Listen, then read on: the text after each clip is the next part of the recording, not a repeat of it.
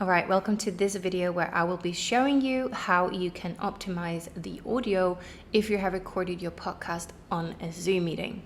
So let's just get straight into this and see how you can do that really simple. So let's first of all get rid of that.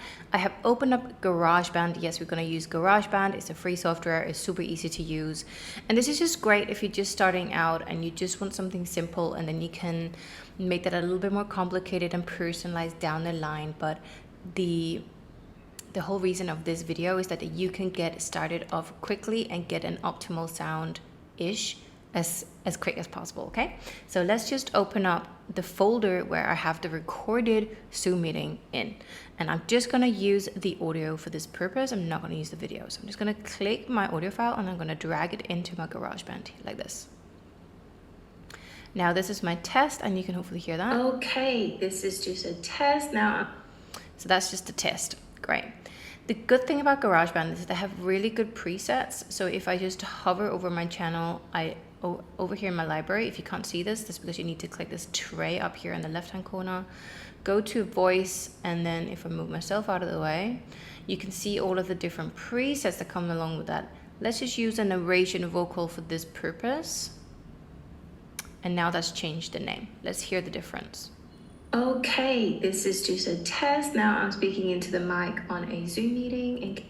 If I want to just manipulate with this and change things a little bit, I go into view. Oh, there we go. Go into view and go into smart controls. Oh God, I'm in the way all the time. There you go.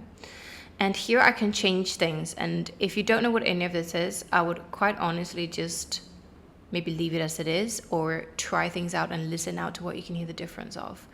But if you wanted it to have a little bit more like close up, you know, when you hear Joe Rogan speak, that's the sort of like compression. Okay, this is just a test. Now I'm speaking into the mic on a Zoom meeting. And you can turn down the ambience or down the reverb. If you don't want any more ambience, it's sort of reverb, how much space is there in the room that you're in. Okay, this is just a test. So this is just a really easy way to just get that a little bit better quality recording.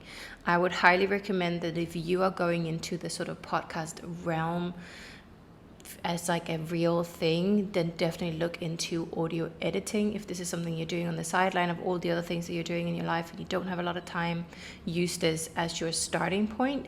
The good thing about GarageBand is that you can actually record your intro. Let's say that you don't have an intro for your podcast and you want to record that. Let's just move our actual, let's say this is our podcast, it starts there. Then I can record my intro like this. Now I'm not going to turn the monitor on because I'm currently screen recording and that's going to just feedback loads, but you would click on this and then you would just press record. I press R and you can press this button. And now if I talk into my mic, you can actually see that there's some sound waves happening and you can say, welcome to this podcast. It's amazing to have you. Today we're going to be talking about X, Y, and Z. Let's get into the episode. Woo! So that would then be your intro. And from here, you can also put on a, God, I'm in the way of this whole video. Sorry about that. Now you can again put a narration vocal if you want a natural vocal, and that way you can then just have that as every single one that you use. Okay. Now, if you want to export this as just a simple plain audio file, what do? I click on share, then I export song to disk, and then I name it. So we can name it podcast test. Inside, where do I want to save it? What file do I want to save it as? I would highly recommend you save it as a WAV, and I would either choose, yeah, that doesn't really matter if you choose 16-bit or 24-bit, and then you just click export. And now you have to remember where you saved it because that would where that file would be. So I hope that that's helpful. If you want more tips and tricks on how to get your podcast sounding better and actually delve into a bit more customized audio editing, drop a comment or drop me a message and I'll help you out, okay? Bye for now.